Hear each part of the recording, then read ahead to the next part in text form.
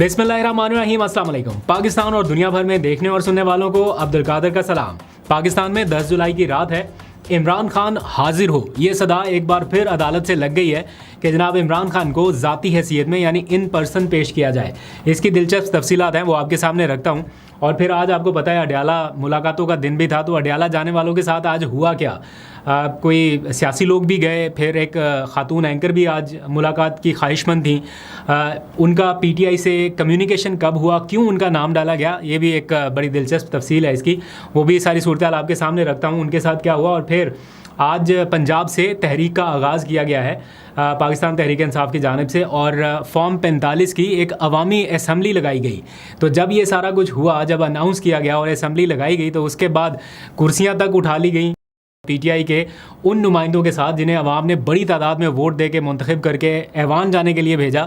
वो ऐवान के बाहर किन हालात में खड़े रहे, वो भी सारे मनाजर सोशल मीडिया पर वायरल हैं, उस पर भी बात करेंगे। और फिर कासिम के अब्बा के बाद अब कासिम की वालदा जो है यानी जमाइमा खान, उनकी जानिब से भी रद्दअमल सामने आ गया। जब से ये ऐलान हुआ कि कासिम और सुलेमान पाकिस्तान आने वाले हैं, तो वुज़रा की जानिब से बयानात का सिलसिला जारी है। कोई कह रहा है गिरफ्तारी कर ली जाएगी, कोई कह रहा है कि कानून के मुताबिक करेंगे, तो कोई कुछ नहीं कहेगा, कोई तरह तरह के बयानात आ रहे हैं। तो इस पर पीटीआई की लीडरशिप से जैसा रिस्पांस आना चाहिए था फौरी तौर पर, वैसा नहीं आया।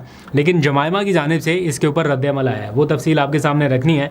लेकिन उससे पहले थोड़ा सा जिक्र करना है बाजौड़ में पेश आने वाले अफसोसनाक वाक़े का, जिसके नतीजे में नामालूम अफराद की फायरिंग से वहाँ ANP के जो मुकामी रहनुमा है मौलाना खान ज़ेब, ये शहीद कर दिए गए हैं। इसके बाद इलाके में काफ़ी एहतजाज हो रहे हैं और गम व गुस्सा है लोगों में कि इतना बड़ा वाक़या कैसे हो गया। नामालूम अफराद आए, एक शख्स को जाँ भाग करके शहीद करके निकल गए, तो उसके ऊपर लोग एहतजाज कर रहे हैं। तो सूरत हाल थोड़ी कशीदा लग रही है। जिस तरह से हमने देखा उनको मुजाहिरीन को रोकने के लिए फिर आंसू गैस के शेल फायर किए गए।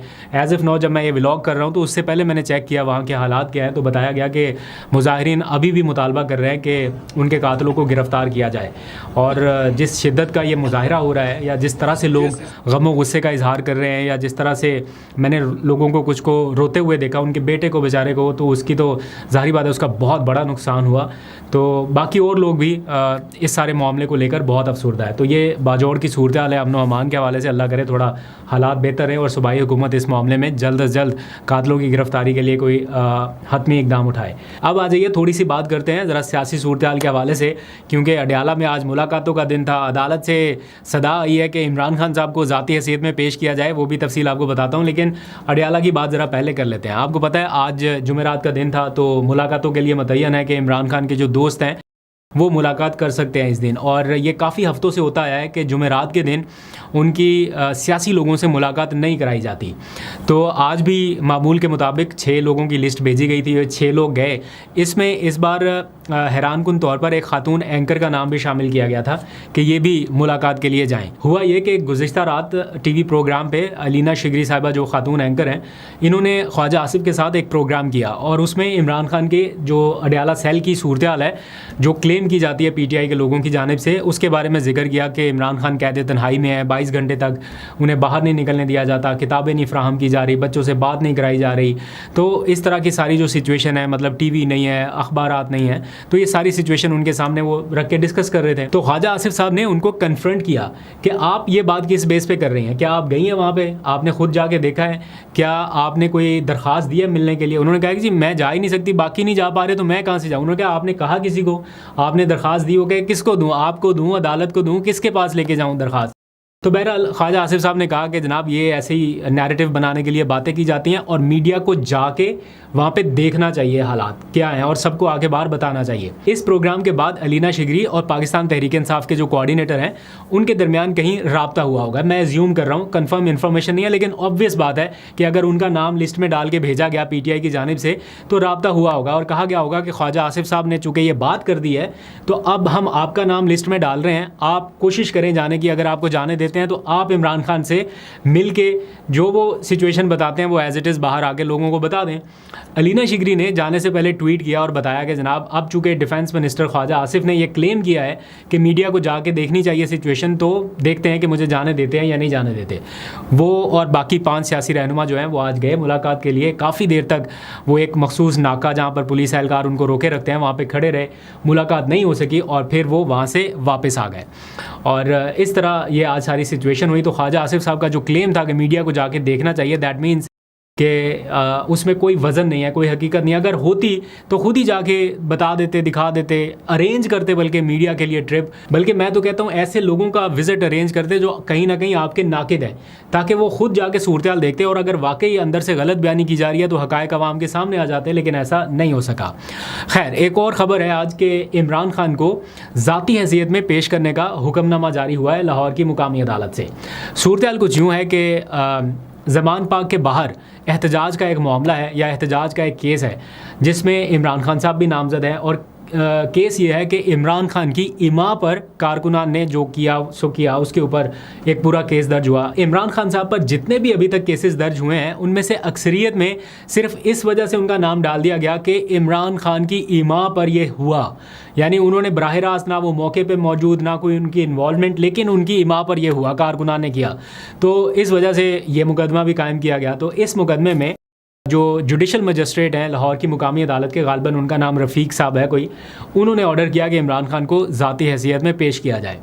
अब आप यहाँ पर ये देखिए कि जो कुछ दिनों पहले यूट्यूब चैनल्स बंद करने का जुडिशल मजिस्ट्रेट का ऑर्डर आया, उसके ऊपर इम्प्लीमेंट कितनी देर में हुआ। इधर से खबर टीवी चैनल्स पर चली, उधर से यूट्यूब की हमें ईमेल आ गई, इम्प्लीमेंट इतनी जल्दी हो गया। और दूसरी जानिब ये भी जुडिशल मजिस्ट्रेट साहब का हुक्म है और ये कोई पहला हुक्म नहीं है, इससे पहले भी कितने हुक्म इस तरह के आ चुके हैं। इस्लामाबाद की मुकामी अदालतें कह चुकी हैं कि इमरान खान को ज़ाती हैसियत में पेश किया जाए, लेकिन हर बार ये कहा जाता है कि सिक्योरिटी रीज़न्स हैं, नहीं पेश किया जा सकता और नहीं पेश करेंगे। ऐसा हो ही नहीं सकता, ऐसे इम्कानात ही नहीं है कि इमरान खान को जेल से बाहर निकाल के किसी अदालत में पेश किया जाए। अगर ऐसा होता तो सारे ट्रायल उनके जेल की 4 दीवारी के अंदर ना हो रहे होते। बहरहाल ये आज की सारी सिचुएशन है और इसके ऊपर किसी ने क्या खूबसूरत शेर लिखा सोशल मीडिया पर, मैं देख रहा था, शेर आपकी नज़र कर देते हैं। वो लिखा किसी ने, जब जज साहब का ये ऑर्डर पड़ा कि इमरान खान को ज़ाती हैसियत में पेश किया जाए, तो उन्होंने लिखा कि अपने से ऊंचा जो सनम देखते हैं ज़िंदगी में रंजो अलम देखते हैं। तशरीह आप लोग कर दीजिएगा। आगे बढ़ते हैं। आज पंजाब से पीटीआई ने एहतजाजी तहरीक का पहला फेज़ शुरू किया एक तरह से, यानी हल्का फुल्का आगाज़ किया। कल रात हमने देखा रावलपिंडी में रैलियां हो रही हैं, कहीं किसी जगह कोई किसी जगह, इस तरह का मोमेंटम बनता दिखाई दे रहा है। और आज पंजाब से एक जो अवामी असम्बली का सेशन लगाने का ऐलान किया गया था उसके ऊपर इम्प्लीमेंट किया गया। इमरान खान ने कहा था कि जिन अरकान को असम्बली के अंदर नहीं जाने दिया जा रहा वो बाहर एहतजाज करें अपना और बाहर असम्बली लगाएं। तो आज सारे अरकान जिनकी कोई रुकनीत मुअत्तल हुई है या कोई उनसे इज़हार यकजहती के लिए वहाँ पर मौजूद था, पीटीआई के सारे लोगों ने असम्बली के बाहर अपनी अवामी असम्बली लगाने का फ़ैसला किया।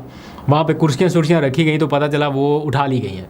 वो जनाब उनको ये सहूलत मुयसर नहीं है कि वो वहाँ पे बैठ के अपना एहतजाज कर सके पुरअमन तरीके से। हालांकि कोई डंडे सोटे उठा के नहीं आए हुए थे, कोई लाठियाँ नहीं हाथ में उठाई हुई थी कि कोई ऐसी सिचुएशन है, लेकिन उनको नहीं करने दिया गया। बहरहाल सब ने अपनी अपनी तकारीर की और माहौल जैसा एक बनाना था कि ख़बर बन सके या लोगों तक ये बात पहुंच सके कि फॉर्म 45 वाले लोग जो हैं वो यहाँ पर हैं, जिनको आवाम ने लाखों वोट दिए हैं ऐवान में जाने के लिए, असम्बली पहुँचाने के लिए, उनको असम्बली में बाहर रखने के लिए क्या किया जा रहा है। ये सिचुएशन बड़ी अफसोसनाक है। बहरहाल ये इस टाइम हो रहा है।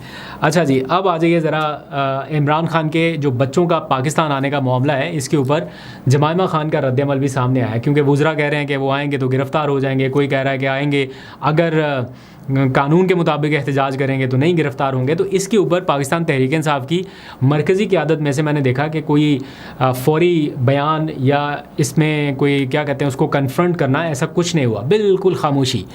अब मेरा ख़्याल है वो आज आके फैसल फरीद चौधरी साहब ने अभी थोड़ी देर पहले कोई बयान दिया कि हमने चूड़ियाँ नहीं पहन रखी कि अपने लीडर के बच्चे की हिफाजत ना कर सकें एंड समथिंग लाइक दैट, उन्होंने कुछ कहा। और उन्होंने कहा कि हम जानते हैं कि कैसे हिफाजत करनी है। उसके अलावा पीटीआई की मरकज़ी क़यादत में से अभी तक किसी का कोई ऐसा बयान मैंने नहीं देखा, शायद कहीं आया हो, मेरे से मिस हो गया हो।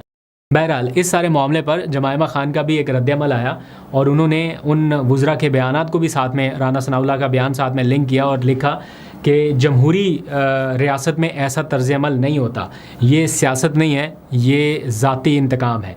और जैसा भी है उन्होंने एक अपना रद्दमल जो है वो दिया है, यानी वो ख़ुद भी शायद चाहती हैं कि उनके बच्चे पाकिस्तान आएँ, लेकिन इन हालात में उनका आना किस कदर महफूज है, क्या उन्हें आना भी चाहिए या नहीं, इसके बारे में आप लोग ज़रा अपनी राय का इज़हार कर सकते हैं। वो बेहतर हम ज़रा अंडरस्टैंड करेंगे कि आप लोगों की क्या ख्वाहिश है। मेरा ख्याल है मेजॉरिटी यही चाहती है कि वो आएँ, लेकिन उनके लिए ख़तरात बहरहाल रहेंगे। जाते जाते दो ख़बरें और जो कि बहुत अच्छे इनिशिएटिव्स हैं खैबर पख्तूनख्वा के हवाले से कि KPK में AI यानी आर्टिफिशियल इंटेलिजेंस तमाम यूनिवर्सिटीज़ में पढ़ाने को लाजिम करार दिया जा रहा है। आज उनके सूबाई वज़ीर जो हैं मीना खान अफरीदी, उन्होंने ये बयान जारी किया। एक वीडियो में उन्होंने बताया कि हम AI यानी आर्टिफिशियल इंटेलिजेंस को तमाम यूनिवर्सिटीज़ में लाजमी निसाब का हिस्सा करार दे रहे हैं। ये बहुत अच्छी बात है। पूरी दुनिया AI पे जा रही है, हम अभी से शुरू करेंगे तो शायद आने वाले टाइम में हमारे पढ़े लिखे नौजवान AI से वाकिफ़ हो सकें। ये बहुत अच्छी बात है तालीम के शोबे में। अब सेहत के शोबे में जो दूसरा इनकलाबी कदम आज देखने में आया वो ये कि जोनदोन कार्ड जो है वो जारी कर दिया गया। मैंने अभी पूछा दोस्त से, जो हमारे पश्तो दोस्त हैं, यार खान न्याजी हैं, उन्होंने तफसीलात इसकी शेयर की।